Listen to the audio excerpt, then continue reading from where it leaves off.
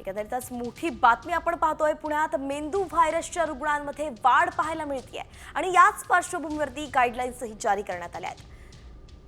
कॅम्पिओबॅक्टर या जीवाणूमुळे हा आजार बळावल्याचा संशय व्यक्त केला जातोय आणि या जीवाणूचा प्रसार दूषित अन्न किंवा पाण्याद्वारे होत असल्याची शक्यताही वर्तवली जाते। त्यामुळेच अशुद्ध पाणी आणि दूषित अन्न टाळण्याच्या सूचना करण्यात आल्या आहेत।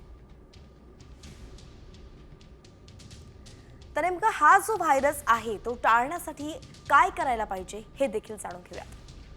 पाणी उकळून थंड करून प्यायचं किंवा बाटलीबंद पाणी प्यायचं। शौचास गेल्यानंतर आणि जेवणाआधी साबणाने स्वच्छ हात धुवायचे। भाज्या आणि फळं चांगली धुवूनच खायची। मांसाहार पदार्थ योग्य प्रकारे शिजवणं गरजेचं आहे।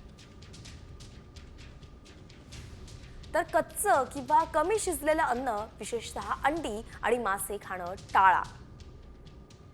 एकंदरीतच या गोष्टींची काळजी घेतली तर मेंदू व्हायरसही तुम्ही टाळू शकतात।